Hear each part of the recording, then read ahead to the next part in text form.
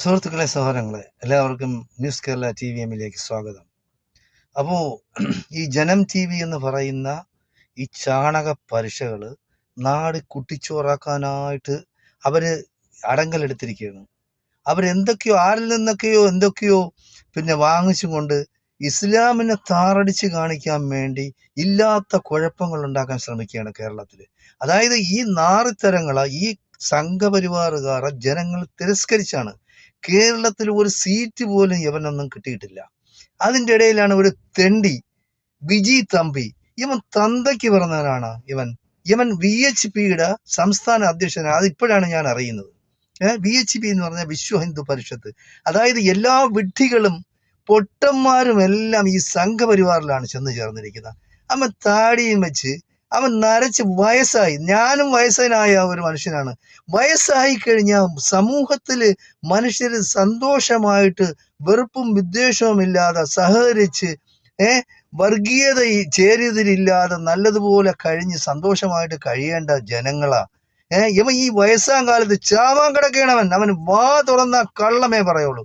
അവൻ 2 ദിവസത്തിന് മുമ്പ് പറഞ്ഞ്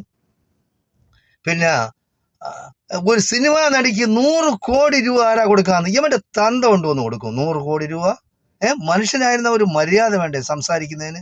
ഇവന്റെ തന്ത ആരെങ്കിലും മുസ്ലിങ്ങൾ ആരെങ്കിലും ഉണ്ടാ? ആരാണ് പറഞ്ഞത്? നീ തന്തയ്ക്ക് പറഞ്ഞവനാണെങ്കിൽ നീ പറയണം ഏത് നടിക്കാണ്, ആരാണ് 100 കോടി വാഗ്ദാനം ചെയ്യുക. ഒരു സിനിമാ നടിയെയും ഒരു സിനിമാ നടനെയും അല്ലെങ്കിൽ ലോകത്തിലുള്ള ഇനി ആരോ ആവട്ടെ, അമേരിക്കൻ പ്രസിഡന്റ് ആവട്ടെ, ലോകത്തിലെ ഏറ്റവും പവറുള്ള ശക്തി എന്ന് പറയുന്ന അമേരിക്കൻ പ്രസിഡന്റ്, ഇവനെയൊന്ന് സ്വാധീനിച്ച് ഇസ്ലാമിൽ കൊണ്ടുവരേണ്ട കാര്യം എന്താണ്? അതുകൊണ്ടുള്ള നേട്ടം എന്താണ്? അതായത് അർത്ഥനഗ്നങ്ങളായും പൂർണ്ണനഗ്നങ്ങളായും അഭിനയിക്കുന്ന പെണ്ണുങ്ങളെ ഇസ്ലാമിൽ പൈസ കൊടുത്ത് കൊണ്ടുവന്നിട്ട് എന്താണ് നീ ഉദ്ദേശിക്കുന്നത്? എന്താണ് തമ്പി? അതുപോലെ ഇന്നവൻ പറയാണ് തെണ്ടിയാണവൻ. അവൻ മഹാകള്ളമാണ്, കള്ളം പ്രചരിപ്പിക്കുകയാണ്. മുഹമ്മദ് നബിയുടെ കസേരയുടെ അടിയിൽ നിന്നാണ് സൂര്യൻ ഉദിക്കുന്നതെന്ന്. എത്ര വൃത്തിയായിട്ട്! അപ്പൊ മുഹമ്മദ് നബി ജനിക്കുന്നതിന് മുമ്പ് സൂര്യൻ ഉദിച്ചിട്ടില്ലേ? സൂര്യൻ അസ്തമിച്ചിട്ടില്ലേ?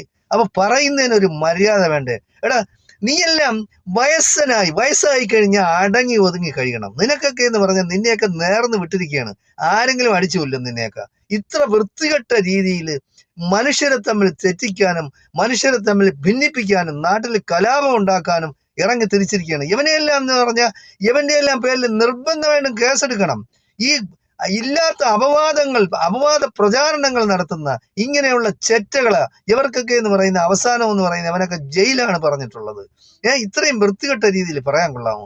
മനുഷ്യരുടെ ഇടയിൽ കലാപം ഉണ്ടാക്കാനും വിദ്വേഷവും വെറുപ്പും പ്രചരിപ്പിക്കാനും